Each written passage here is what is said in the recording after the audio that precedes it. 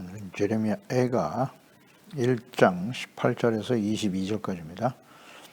1장 18절에서 22절까지 말씀 읽겠습니다. 여호와는 의로우시도다. 그러나 내가 그의 명령을 거역하였도다.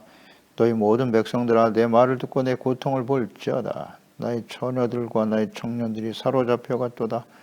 내가 내 사랑하는 자들을 불렀으나 그들은 나를 속였으며 나의 제사장들과 장로들은 그들의 목숨을 회복시킬 그들의 양식을 구하다가 성 가운데에서 기절하였도다.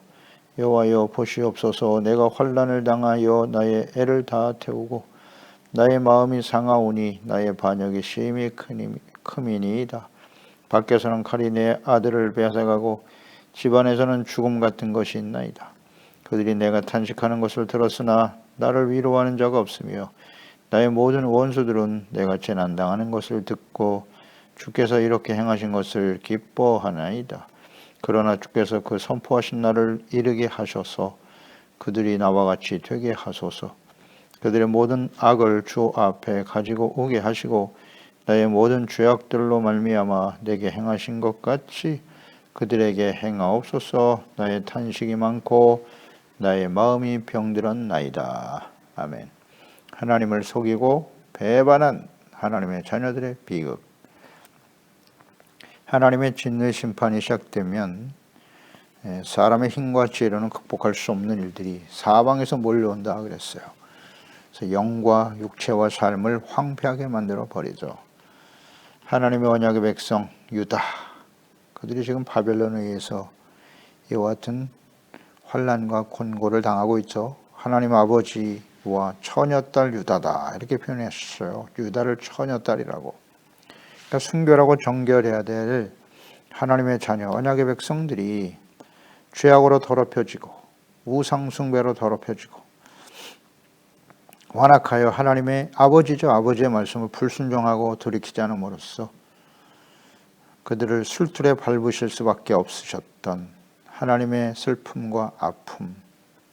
그러니까 환난과 심판을 당할 때 아무도 위로자가 없다는 거예요. 이게 큰 고통이죠, 사실. 위로자가 아무도 없더라. 가족들도 더 이상 위로자가 될 수 없고 주변의 모든 사람들이 진심으로 위로하는 자가 없더라는 거죠. 그 원인은 위로자이신 하나님을 떠나버린 하나님의 백성들의 비극이죠.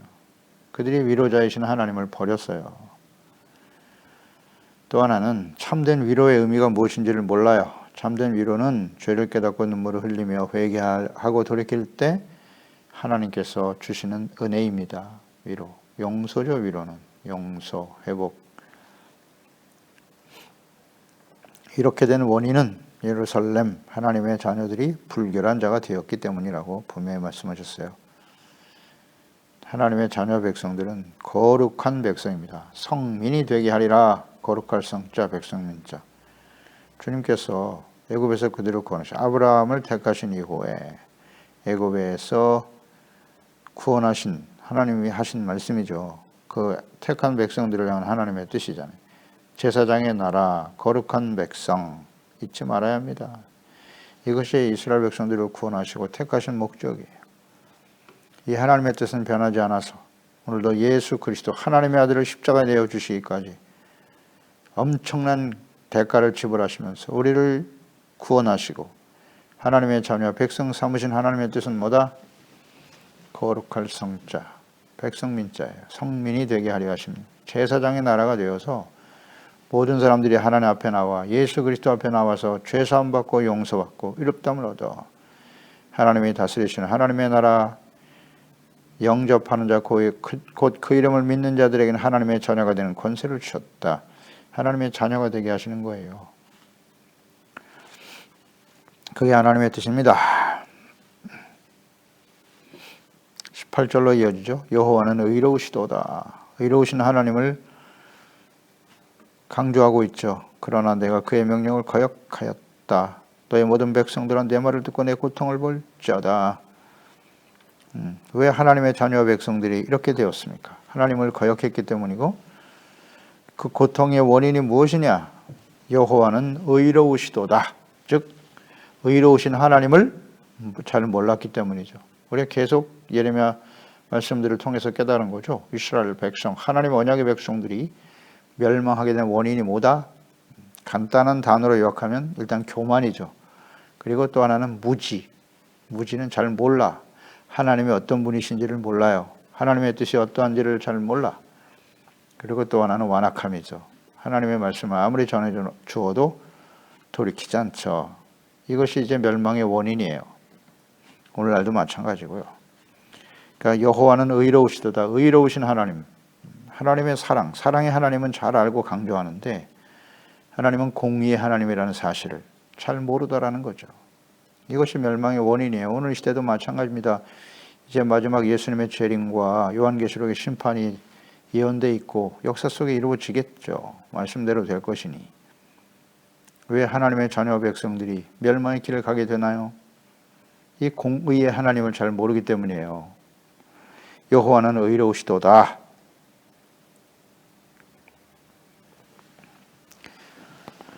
불결하고 배역한 하나님의 백성들에게 임하시는 피할 수 없는 재앙과 환난들, 이것은 곧 하나님의 공의의 실현이란 말이에요. 공의가 실현되는 것입니다. 그러니까 의로우신 하나님, 공의의 하나님을 알지 못하니까 이런 일들이 벌어지는 거예요. 공의의 하나님은 어떤 분이시라고요? 죄를 미워하시고 반드시 심판하시는 분이다. 또 하나는 죄를 깨닫고 회개하고 돌이키면 용서하시고 의롭게 하시는 하나님이시다. 이것이 공의의 하나님이잖아요. 잠언서 11장 19절 공의를 굳게 지키는 자는 생명에 이르고 악을 따르는 자는 사망에 이르느니라. 잠언서 말씀 우리가 묵상하면서 깨달은 중요한 교훈이 있죠. 잠언서는 간단하게 요약하면 의인과 악인의 특성이에요. 의인은 어떠한 특성을 갖고 있고 악인은 어떤 모습을 가지고 있는지 자세하게 나타나 있어요. 따라서 잠언서 말씀을 깊이 묵상하면 내가 악인의 길을 따르고 있는지 의인의 길을 가고 있는지를 정확하게 알 수 있다는 거죠. 하나님은 공의를 굳게 지키는 자를 생명에 이르게 하신다 그랬어요. 그러나 악을 따르는 자는 사망에 이른다. 그래서 잠언서를 우리가 묵상하면 그런 지혜를 얻게 되는 거예요. 지혜는 뭐냐? 바로 의의 회복이고 하나님을 알고 말씀을 알고 죄를 버리고 용서받고 의를 따라가는 거죠. 그게 바로 지혜입니다. 지혜. 명철. 공의의 하나님을 알고 죄를 버리고 의의 길을 따라가는 것이 명철이죠. 이게 분별력이잖아요. 분별력. 죄인의 길과 의인의 길을 바르게 이해하고 깨닫고 순종하며 따르는 것이 지혜와 명철이에요. 잠언서 15장 9절 악인의 길은 여호와께서 미워하셔도 공의를 따라가는 자는 그가 사랑하시느니라. 아멘. 무조건 다 사랑하시는 게 아니에요. 악한 길은 하나님이 미워하신다고요. 이걸 정확하게 깨닫고 있는 사람이 다윗이잖아요. 다윗. 악인들은 의인의 회중에 둘 수 없다고. 악인은 바람에 나는 겨와 같다. 하나님의 심판을 절대 견디지 못하지. 그러나 의인의 길은 하나님이 인정하신다. 하나님은 우리의 목자가 되시기 때문에 우리는 부족함이 없다. 하나님은 자기의 이름을 위하여 의의 길로 인도하시는 목자이시다. 의의 길로 인도하시는 분이세요. 공의를 따라가는 자는 사랑하신다고요. 공의, 예수님을 십자가에 내어 주시기까지 죄를 미워하시고 심판하시는 거잖아요. 십자가는 하나님의 공의의 심판입니다. 무섭죠. 하나님 죄 없으신 하나님의 아들도 인류의 죄를 짊어지시니까 십자가에서 고개를 돌려버리시잖아요. 심판, 공의의 심판이죠. 모든 사람들의 죄를 대속하시고 용서해 주시기 위하여 이 공의와 사랑을 잘 바르게 이해해야 합니다. 그게 하나님의 속성인데, 뜻인데. 이사야서 51장 4절에 내 백성이여 내게 주의하라. 내 나라여 내게 귀를 기울이라. 이는 율법이 내게서부터 나갈 것임이라. 내가 내 공의를 만민의 빛으로 세우리라. 율법, 십계명, 계명의 핵심은 뭐라고요? 의와 사랑이에요. 의와 사랑. 하나님의 말씀을 지키는 것이 의입니다. 하나님의 말씀은 하나님 사랑, 이웃 사랑의 실천이죠. 그것을 실천하는 것이 의고, 죄를 깨닫고 성전에 나와서 용서받을 때 하나님의 의롭다함을 얻게 하시는 거예요. 의의 회복, 의와 사랑이라고요. 율법은. 성경 전체에 나타난 하나님의 뜻이에요. 예수님의 십자가 보세요. 의와 사랑이잖아요. 하나님의 공의와 하나님의 사랑이 잘 나타나 있죠.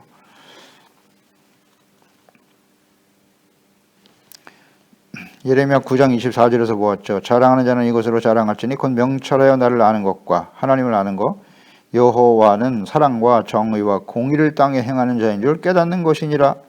이걸 가지고 자랑하려. 이게 명철이라고. 나는 이를 기뻐하노라. 여호와의 말씀이니라. 아멘. 여호와는 사랑과 정의와 공의를 행하는 자라고요. 사랑만을 강조하면 안 돼요. 사랑과 공의가 함께 있다는 사실을 잊지 말아야죠. 예레미야 선지자를 통해서 끊임없이 외치신 거 아니에요. 그게 사랑이지. 40여 년 동안을 회개하고 돌아오라고. 그러면 내가 너를 널리 너그럽게 용서하실 것이라고 기다리고 계시는 거잖아요. 그게 하나님의 사랑이죠. 회개하고 용서받는 의. 완벽한 의는 없으니까. 근데 하나님의 말씀을 듣지 않아요. 그래서 이제 하나님께서는 예수 그리스도를 약속하신 거예요. 예레미야 23장 5절로 6절이죠. 여호와의 말씀이니라. 보라, 때가 이르리니 내가 다윗에게 산 의로운 가지를 일으킬 거야. 다윗의 자손으로 오실 예수 그리스도에 대한 예언이죠. 그가 왕이 되어 지혜롭게 다스리며 세상에서 정의와 공의를 행하시는 분이라고. 그의 날에 유다는 구원을 받겠고 이스라엘은 평안히 살 것이며 그의 이름은 여호와 우리의 공의라. 일컬음을 받으리라. 아멘. 하나님의 이름이 뭐라고요?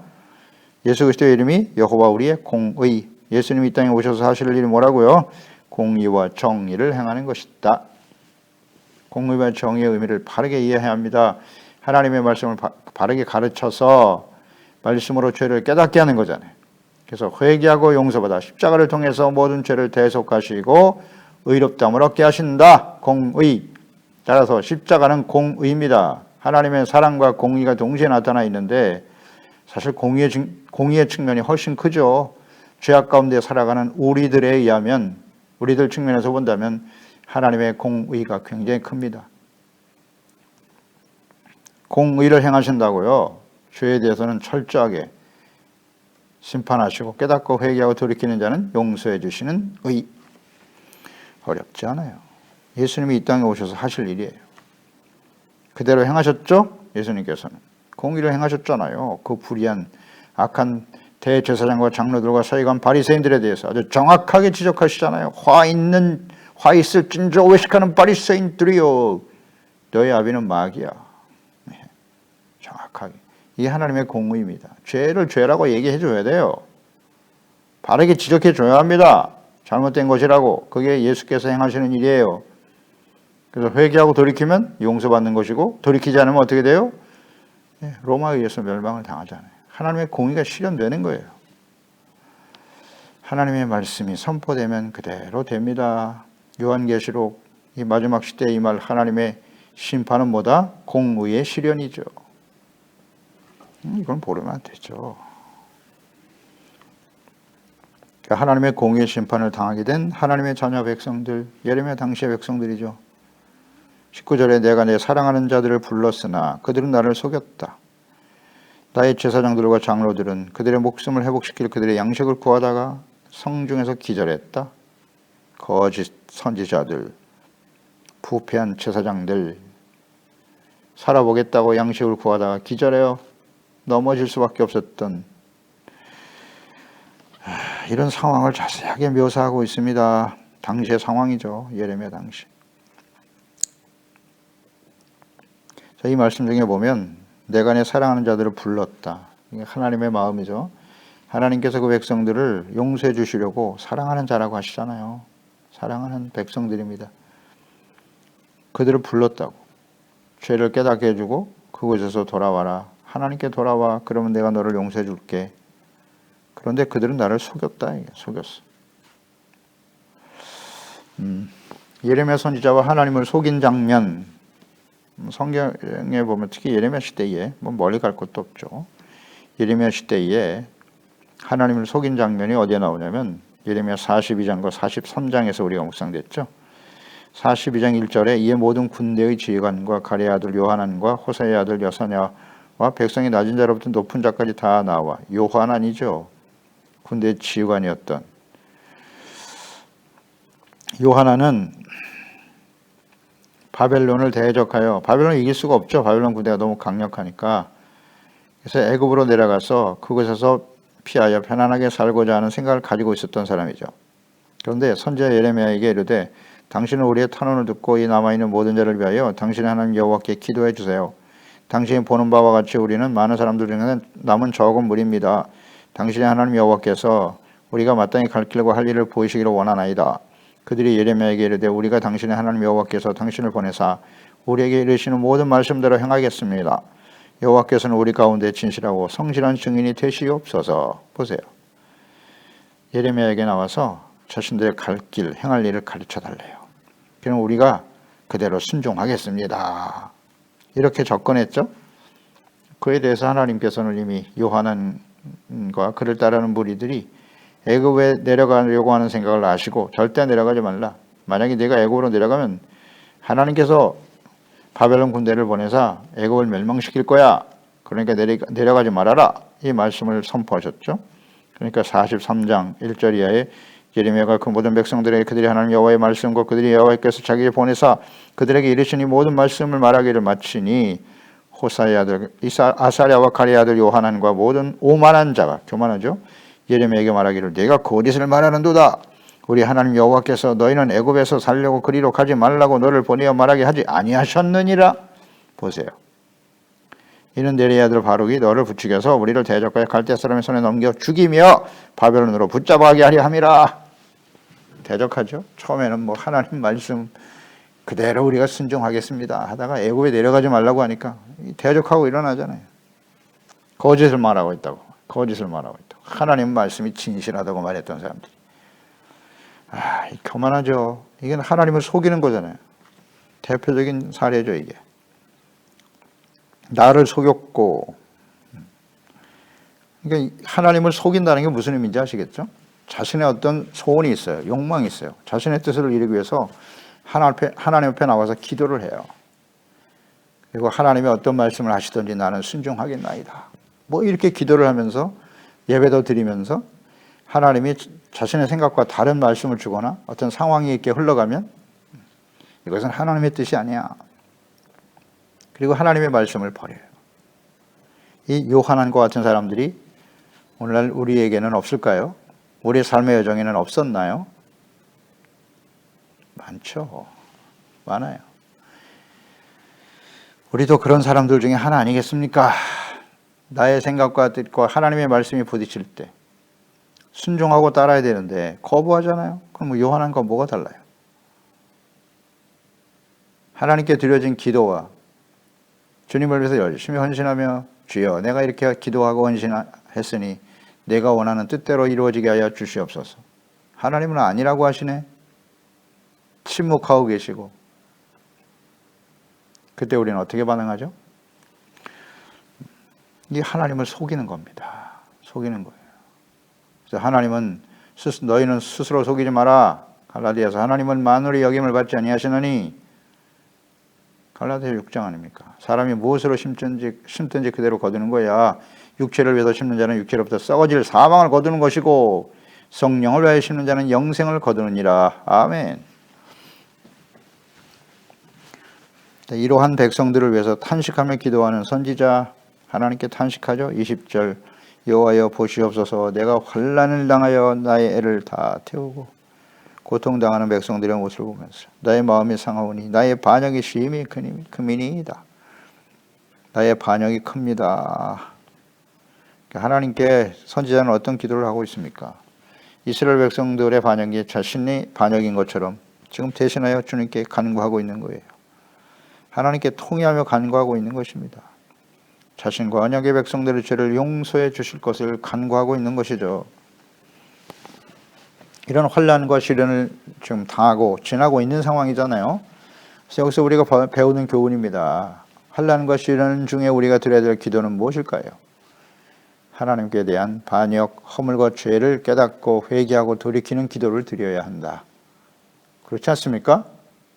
우리가 완벽한 사람들입니까? 완전한 의인이 되었어요?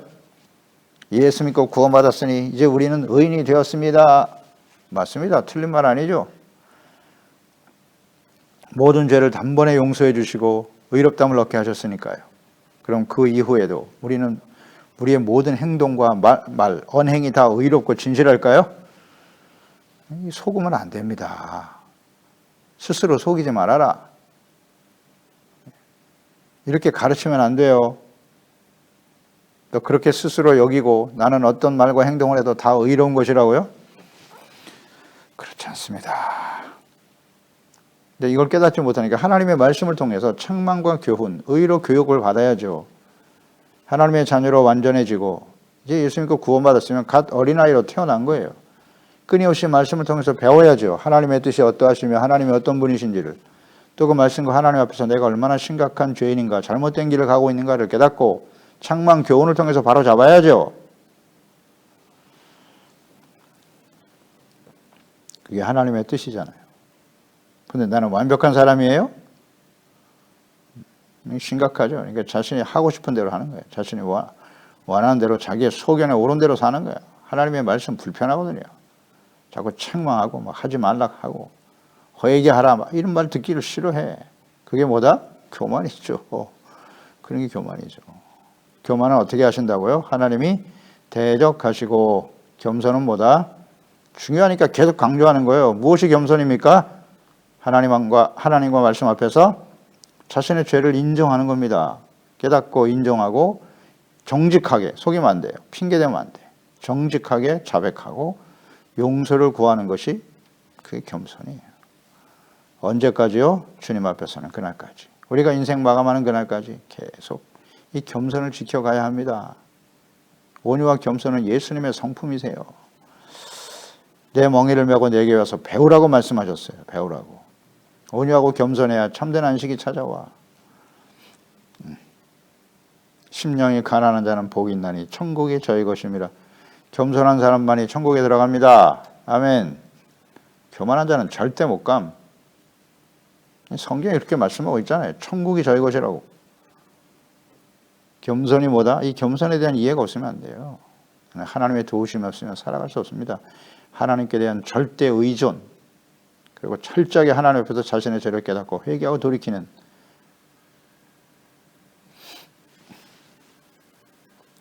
이 겸손이 없이는 하나님 앞에 설 수 없어요. 절대로. 그래서 우리는 끊임없이 겸손을 훈련받는 거예요. 왜 하나님께서 환난과 시련을 당하게 하신다? 경험하게 하신다? 간단합니다. 겸손하라. 주님 앞에서 겸손하라. 때가 이르면 내가 너희를 높이시리라.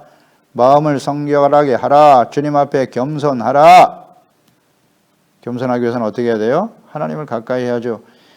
사람은 하나님과 말씀 앞에 서야 겸손해져요. 하나님 앞에 서지 않으면 절대 겸손해질 수 없음. 그러니까 하나님이 없으니까 모든 것이 자기중심이에요. 교만은 자기중심이거든요. 그래서 말씀을 묵상하고 하나님 앞에 서는 경건의 훈련이 그렇게 중요한 겁니다. 경건의 훈련을 잘하면 어떻게 된다? 겸손한 자가 되는 거예요. 열심히 예배도 드리고 기도도 하고 하나님의 말씀도 잘 알고 있는데 교만하다? 경건은 잘못된 경건이죠. 형식에 치우치는 거죠. 진실로 살아계신 하나님과 교제와 만남을 가진 사람은 겸손해질 수밖에 없어요. 간단한 진리인데요.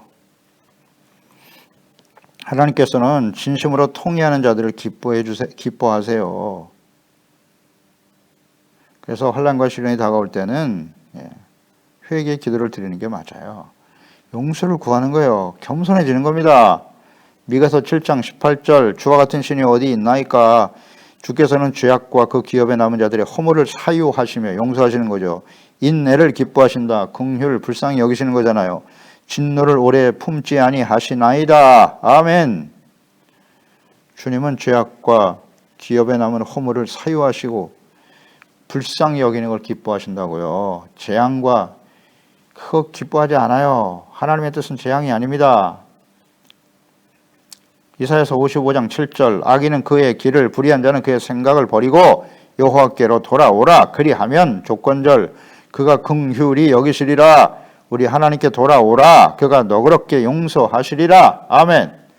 용서와 긍휼은 어떤 사람에게 주어지는 거예요? 생각을 버리고 불의한 길을 버리고 하나님께 돌아오는 겁니다. 하나님께 돌아올 때 너그럽게 용서하신다고요. 탕자의 비유 아닙니까? 누가복음 15장. 부모의 유산을 가지고 부모에게 유산을 미리 받아서 가서 허랑방탕하고 다 탕진하고 돼지 쥐염 열매를 먹는 신세가 되었다는 거죠. 그때 깨달았잖아요. 야, 내가 아버지께 엄청난 죄를 졌다. 하나님과 아버지께 죄를 졌사오니 이제는 아들이 아닌 한 품꾼으로 받아주시기를 바랍니다 하고 아버지께 오잖아요. 돌아와야 되는 거예요. 돌아오니까 아버지가 달려나와서 그 아들을 얼싸안고 기뻐하며 송아지를 잡아 잔치를 베풀어 주잖아요. 좋은 옷을 입혀주시고 금가락지 끼우고. 이분이 아버지세요. 돌아와야 돼요. 이건 우리가 해야 할 일입니다. 아, 이 길이 잘못된 길이구나. 깨닫고 돌아올 때 너그럽게 용서하시는 분이 하나님이시다. 이거 절대 잊지 말아야 합니다. 악을 행하고 여전히 죄악된 길을 가면서 주여 나를 용서해 주시고 나를 불쌍히 여겨 주시옵소서. 아무리 외쳐봐야 소용없어요. 그런 기도는 하나님이 받으실 수 없는 기도예요. 하나님을 모르니까. 그래서 이스라엘 백성들이 환난과 시련 가운데 멸망의 길을 가게 되는 거지. 마지막 심판 때 참여하게 될 교회와 하나님의 자녀들 역시 마찬가지겠죠. 21절 22절에 예루살렘 하나님의 백성들을 잔인하게 짓밟은 대적 바벨론에 대한 보복을 간구하고 있네요. 그러니까 선지자가 두 가지를 기도했어요. 하나는 우리가 하나님을 반역했습니다.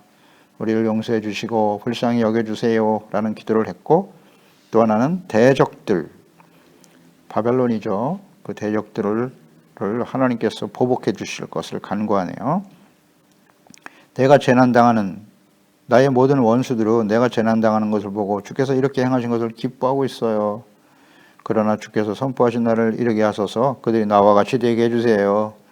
그들의 모든 악을 주 앞에서 가지고 오게 하시고 죄악들로 말미암아 내게 행하신 것 같이 그들에게도 행해 주세요. 탄식과 마음이 병들었습니다. 선지자가 지금 대적에 대한 보복을 간구하는 기도를 하고 있는데요. 이 기도는 감정이나 혹은 자신의 억울함을 갚아달라는 그런 의미가 아니에요. 그러니까 하나님의 속성에 근거해서, 하나님의 속성 공의이잖아요. 그 공의와 뜻에 근거하여 지금 기도를 드리고 있는 거예요. 그러니까 하나님께서는 여러 번 대적인 바벨론에 대해서 보복하실 것을 말씀하셨죠. 예레미야 51장 11절에 화살을 갈며 둥근 방패를 준비하라. 여호와께서 메대 왕들의 마음을 부추기사 바벨론을 멸하기로 뜻하시나니 이는 여호와께서 보복하시는 것, 곧 그의 성전을 위하여 보복하시는 것이다. 바벨론에 대해서 하나님이 보복하시겠다고 말씀하셨어요. 51장 56절에 곧 멸망시키는 자가 바벨론에 이르렀음이라. 그 용사들이 사로잡히고 그들의 활이 꺾일 거고 여호와는 보복의 하나님이시니 반드시 보응하시리로다. 아멘. 그 대적인 바벨론을 하나님이 보응하시겠다고, 보복하시겠다고 말씀하셨어요. 그러니까 자신의 어떤 감정 때문에 혹은 자기의 억울함 때문에 드리는 기도가 아니라 바벨론은 교만해서 결국 하나님의 보복 앞에 서게 될 것임을 알기 때문에 이런 간구를 드리는 거예요. 그러니까 하나님의 말씀이 이루어지게 해 주시옵소서라는 기도죠. 자, 여기서 우리는 중요합니다. 이걸 잘 묵상해야 돼요. 악에 대해서 보복하시는 하나님이라는 거. 우리가 계속 묵상됐죠? 예레미야서 마지막 부분에. 보복하시는 하나님이라는 사실을 알아야 돼요. 근데 그 하나님의 보복이 하나님을 모르고 대적하는 이방인들, 불신자들에게만 나타나느냐? 먼저는 하나님의 백성들입니다. 하나님의 백성들도 하나님을 버리고 말씀을 버리고 하나님 앞에서 우상을 따라가고 끊임없이 기다리면서 선지자를 통해 하나님의 말씀을 보내지만 돌이키지 않으니까 그럴 땐 하나님이 공의로 보복하실 수밖에 없는 분이라는 사실이에요. 하나님의 백성들에게는 더 엄격하게 적용이 되는 것입니다. 잊지 말아야 해요. 공의, 보복하시는 하나님은 이방인들만이 아니라는 사실을 통일하게 적용되는 겁니다. 이것이 하나님의 공의의 속성이다. 그러니까 공의와 보복하시는 하나님을 알아야 돼요. 알 때 우리는 어떻게 반응하게 될까요? 겸손해지겠죠? 그리고 정직하게 죄를 버리고 용서받고 의롭다함을 얻는 일에 힘써야 한다는 거예요. 그러니까 하나님의 보복하심. 먼저는 뭐 불신자들, 이방인들, 하나님이 없는 사람들을 생각할 텐데 그들이 아무리 강력한 바벨론과 같이 강력한 힘을 가지고 있고 군사력, 경제적인 능력, 광범위한 영토 하지만 그들은 하나님의 보복하심 앞에서 반드시 망한다. 따라서 하나님의 보복의 대상이 되는 사람들을 부러워하거나 본받거나 따르지 말라는 거예요. 그들과 함께하면 하나님의 보복에 함께 참여하게 될 것이다 라는 거죠. 이걸 잘 생각해야죠. 그래서 우리는 어떻게 해야 돼요? 하나님 앞에서 이 보복하시는 하나님은 먼저 하나님의 자녀 백성들에게도 임한다는 사실을 알고 부지런히 하나님 앞에 죄를 버려야죠. 말씀을 묵상하고 죄를 버리고 용서받고 의롭다함을 얻는 일에 힘써야 한다.